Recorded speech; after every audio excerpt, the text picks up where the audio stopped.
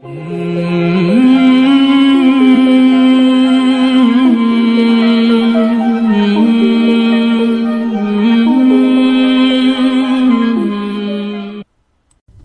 علیکم ورحمۃ اللہ وبرکاتہ۔ جیسا کہ آپ جانتے ہیں کہ ہم قرۃ العیون و مفرح القلب المحزون جو فقیہ ابو اللیث نصر بن محمد سمرقندی کی کتاب ہے اس سے استفادہ حاصل کر رہے ہیں، اور اس ضمن میں ہم اس مقام تک پہنچے تھے پچھلے درس میں کہ جنتیوں کے محل کے پردے صبح کے وقت جو وہاں پہ جنت میں صبح کا انتظام ہے اٹھا دیے جائیں گے، دروازے کھول دیے جائیں گے، پرندے چہچہاتے ہوئے اللہ عز و جل کی تسبیح بیان کریں گے، اور بڑی تفصیل کے ساتھ پچھلے درس میں اس پر بات ہوئی ہے۔ دیکھیں جی، دنیا میں بھی اللہ تعالیٰ نے پرندوں کے لیے ہی نہیں بلکہ ہر شے کے لیے ایک تسبیح مقرر کی۔ مثال کے طور پہ اگر آپ سورۃ النور کی آیہ نمبر 41 دیکھیں تو اس میں اللہ تعالیٰ ارشاد فرماتا ہے أَلَمْ تَرَ أَنَّ اللَّهَ يُسَبِّحُ لَهُ مَن فِي السَّمَاوَاتِ وَالْأَرْضِ وَالطَّيْرُ صَافَّاتٍ كُلٌّ قَدْ عَلِمَ صَلَاتَهُ وَتَسْبِيحَهُ وَاللَّهُ عَلِيمٌ بِمَا يَفْعَلُونَ۔ أَلَمْ تَرَا، کیا نہیں دیکھتے تم کہ اللہ کی تسبیح کرتے ہیں، یسبح لہ، کون؟ من فی السماوات والارض، ہر وہ چیز، ہر وہ شے جو آسمانوں میں ہے اور زمین میں ہے، اور والطیر، اور وہ پرندے بھی، کون سے؟ صافات، جو پر پھیلائے اڑ رہے ہیں۔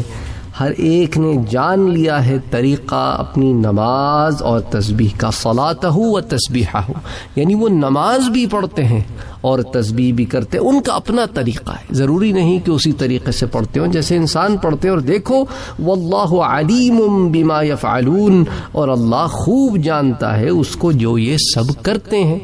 تو اب بہرحال اس سے ہمیں دنیا کے حالات تو پتہ چلے، تو جنت میں بھی جو پرندے ہوں گے وہ اللہ کی تسبیح ہی بیان کریں گے۔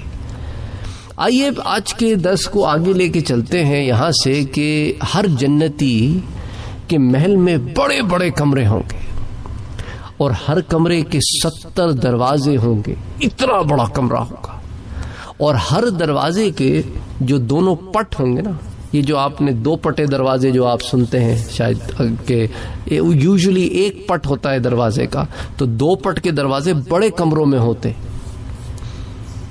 تو کمرہ بڑا ہو تو دو پٹ کے دروازے ہوتے ہیں، کمرہ چھوٹا ہو تو ایک پٹ کا یا جو چوکھٹ۔ تو بہرحال وہاں پہ دو پٹ کے دروازے ہوں گے، تو معلوم یہ ہوتا ہے کہ ہر دروازہ بڑا چوڑا ہوگا اور پٹ بھی سونے کے ہوں گے۔ اچھا، ہر دروازے پر ایسا درخت ہوگا جس کا تنا سرخ مرجان کا ہوگا، اور اس درخت کی کیفیت یہ ہوگی کہ اس درخت میں 70,000 ٹہنیاں ہوں گی ہر دروازے پر، اور ہر ٹہنی 70,000 موتیوں سے بھری ہوئی ہوگی۔ تو اندازہ کریں آپ، 70,000 کو 70,000 سے ملٹیپلائی کر لیں تو آپ کو خود ہی پتا چل جائے گا کہ ملینز میں موتیاں ہوں گی، ملینز۔ اور بعض موتی انڈے کے برابر ہوں گے، بعض چنے کے برابر ہوں گے، اور دوسرے بعض اس سے بھی چھوٹے ہوں گے، تو مختلف رنگ کے موتی ہوں گے، تو ایک خوبصورتی، ایک حسن نمایاں ہوگا۔ اچھا، جنتی چھوٹے بڑے موتیوں میں سے جو بھی لینا چاہیں اس درخت سے توڑ لیں گے، تو گویا موتی پھل کی طرح لگے ہوں گے۔ اچھا، جب بھی جنتی کوئی موتی توڑے گا تو اس کی جگہ 2 موتی اور نکل آئیں گے کہ جنت میں چیزوں میں اضافہ ہے، کمی نہیں ہے۔ اچھا، کوئی درخت جو ہے ایسے بھی ہوگا جو زمرد سے لدا ہوا ہوگا، اس کو آپ کہتے ہیں نا ایمرلڈ۔ اچھا، اسی طرح کوئی یاقوت سے بھرا ہوا ہوگا، روبی۔ اچھا، جنتیوں کو جس کی چاہت ہوگی اسے لے کر بطور زیور پہنیں گے، اور ان درختوں پر پرندے ہوں گے سبز رنگ کے۔ اچھا، ہر پرندہ جو ہے نا وہ اونٹ کے برابر ہوگا، اور اس درخت کی ٹہنیوں پر بیٹھا اللہ عز و جل کی تسبیح ہی بیان کرتا ہوگا اور ساتھ کہتا ہوگا کہ اے اللہ عز و جل کے ولی، جنت کے پھلوں سے کھاؤ اور اس کی نہروں سے پیو کہ یہ سب اپنی ہی ملکیت ہے.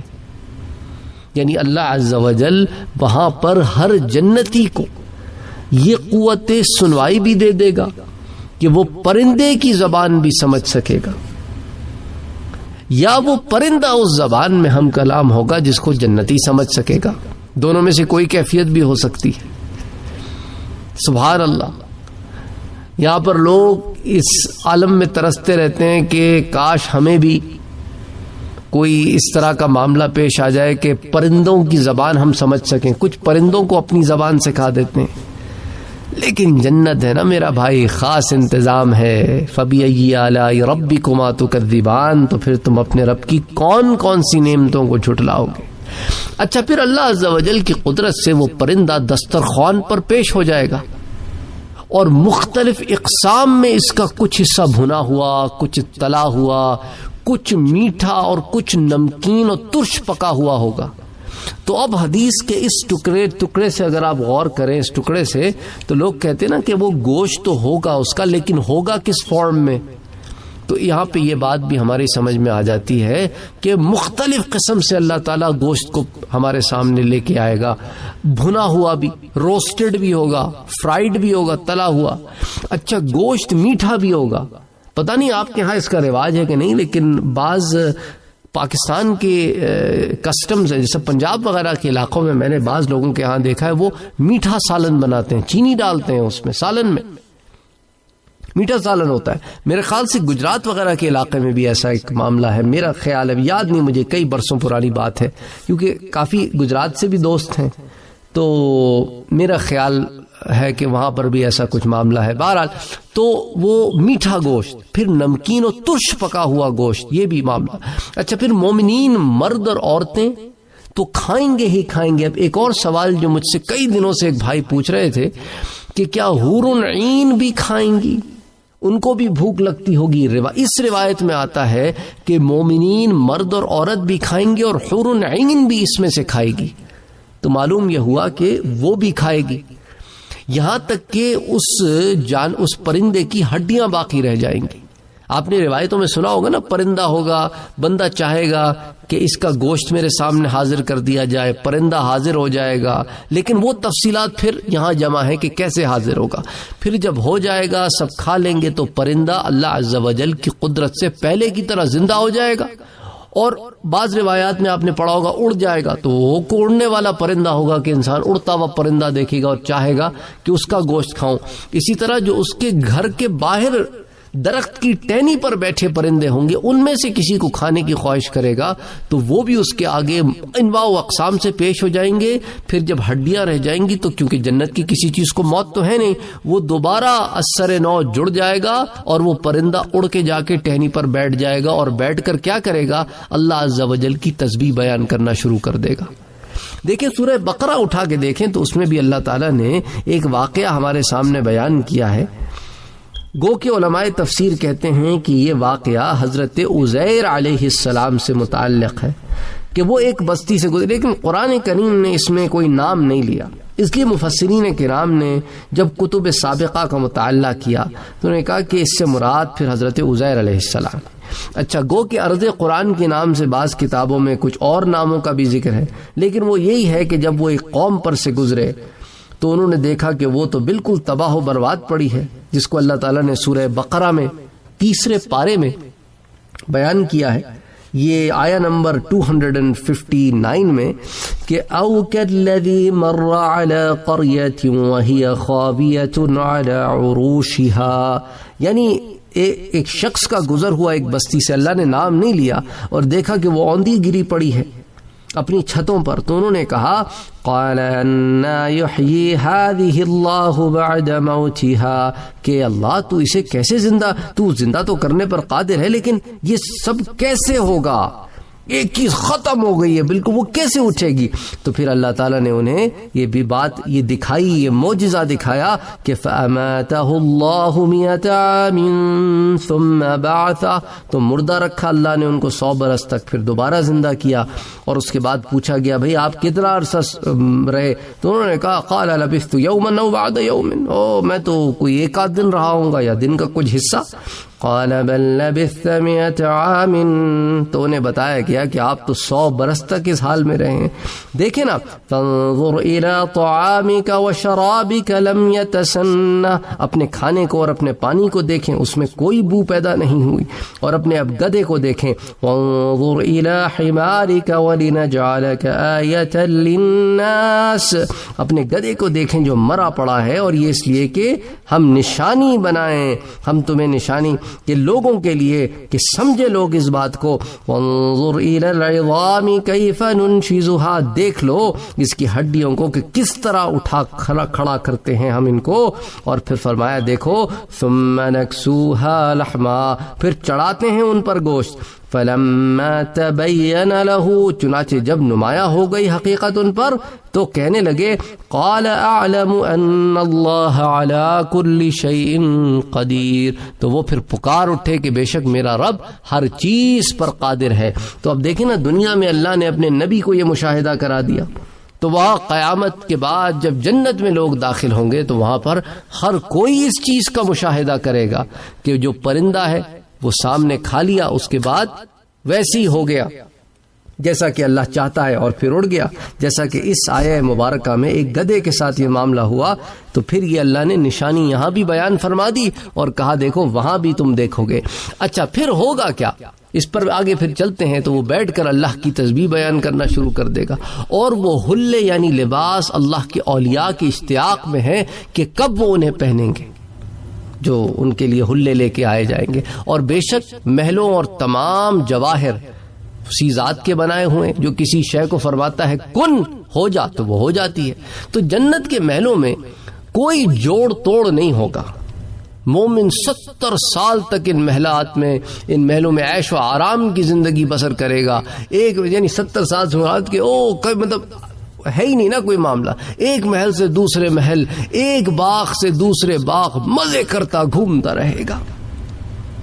تو یہ اللہ تعالیٰ کی نعمتیں ہیں، اس کا انعام ہے اللہ کے بندوں پر، لیکن افسوس کہ ہم شکر گزاری نہیں کرتے، ہم اپنے رب کو منانے پہ کی محنت نہیں کرتے، کیونکہ اس نے تو قرآن میں فرما دیا کہ دیکھو یہ کتاب ہے ہدایت کی، ذالک الکتاب لا ریب فیہ، اور شک اس میں کوئی نہیں ہے، ھدی للمتقین، اور ہدایت ہے اللہ سے ڈرنے والوں کے لیے، کیونکہ یہ وہ لوگ ہیں کہ الذین یؤمنون بالغیب ویقیمون الصلاة ومما رزقناہم ینفقون، یہ وہ لوگ ہیں جو ایمان لاتے ہیں غیب پر اور قائم کرتے ہیں نماز کو، اور اس میں سے جو رزق ہم نے انہیں دیا ہے اس میں سے خرچ کرتے ہیں۔ والذین یؤمنون بما انزل الیک وما انزل من قبلک وبالآخرۃ هم یوقنون، اور وہ جو ایمان لاتے ہیں اس پر جو نازل کیا تم پر اور اس پر جو نازل کیا تم سے پہلے، اور آخرت پر بھی وہ یقین رکھتے ہیں۔ اور دیکھو اولئک علی ھدی من ربہم، بس یہی تو وہ لوگ ہیں جو ہدایت پر ہیں اپنے رب کی، وَأُولَئِكَ هُمُ الْمُفْلِحُونَ، اور یہی تو ہیں فلاح پانے والے۔ اللہ اکبر، اللہ اکبر، یہ فارمولہ تو اللہ نے دے دیا ہے۔ افسوس صد افسوس کہ ہم مانگتے تو ہیں کہ اہدنا الصراط المستقیم صراط الذین انعمت علیہم، کہ اے اللہ ہمیں سیدھا راستہ دکھا، راستہ ان لوگوں کا جن پر تو نے انعام فرمایا۔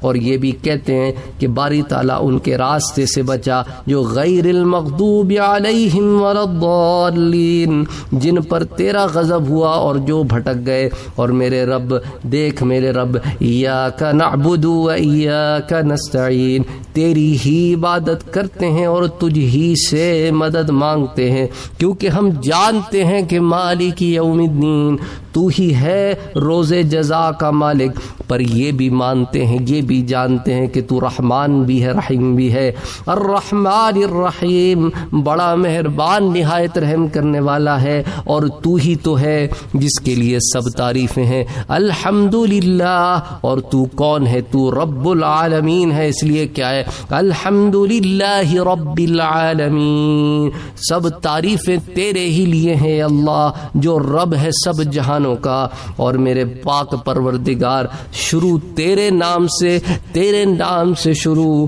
اور تیرے نام ہی کا لیوا ہوں میں، تو بس جب تو ہی تو ہے تو میں کچھ نہیں، بس تیری ہی ذات ہے جو کہ رحمان بھی ہے، رحیم بھی ہے۔ بسم اللہ الرحمن الرحیم، اے رحمان اے رحیم اے رب العالمین رحم کر دے۔ اعوذ باللہ من الشیطان الرجیم، اور شیطان ملعون مردود کے شر سے مجھے محفوظ کر دے۔ اے اللہ اے رحمان اے رحیم کرم کر دے، ہدایت دے دے۔ تو دیکھو نا، جب قرآن پڑھو گے سمجھ کے تو پھر اس کا ایک اثر ہوگا، اور وہ اثر ہوگا تو اس کو محسوس کرو گے، جب محسوس کرو گے تو تقوی اختیار کرو گے، تقوی اختیار کرو گے تو اپنے رب کو مناؤ گے، اور جب اپنے رب کو مناؤ گے تو وہ نوازے گا۔ کہ کیسے نوازے گا؟ وہ کہتا ہے کہ انسان خسارے میں ہے مگر وہ نہیں، کون نہیں؟ الذین آمنوا، جو ایمان لائے، وعملوا الصالحات، اور نیک عمل کرتے رہے۔ تو باری تعالیٰ ان کے ساتھ ہے کیا معاملہ؟ فلہم اجر غیر ممنون، ان کے لیے کبھی نہ ختم ہونے والا اجر ہے۔ اور دیکھو میں کون ہوں، الیس اللہ باحکم الحاکمین، کیا اللہ سب حاکموں سے بڑھ کر حاکم نہیں ہے؟ اللہ اکبر اللہ اکبر، بلا وانا علی ذلک لمن الشاہدین، بے شک میرے رب تو ہی ہے اور میں اس بات کی گواہی دینے والا ہوں۔ السلام علیکم ورحمۃ اللہ وبرکاتہ۔ اگر آپ نے ابھی تک ہمارے چینل کو سبسکرائب نہیں کیا ہے تو سبسکرائب کا بٹن دبائیں، بیل کے آئیکن کو پریس کریں تاکہ آپ کو ریگولر نوٹیفیکیشن اپڈیٹ مل سکے، اور آپ ہمیں ہمارے لائیو سیشنز میں بھی جوائن کر سکیں۔ ویڈیو پسند آنے کی صورت میں لائک، شیئر اور کمنٹ کرنا نہ بھولیں۔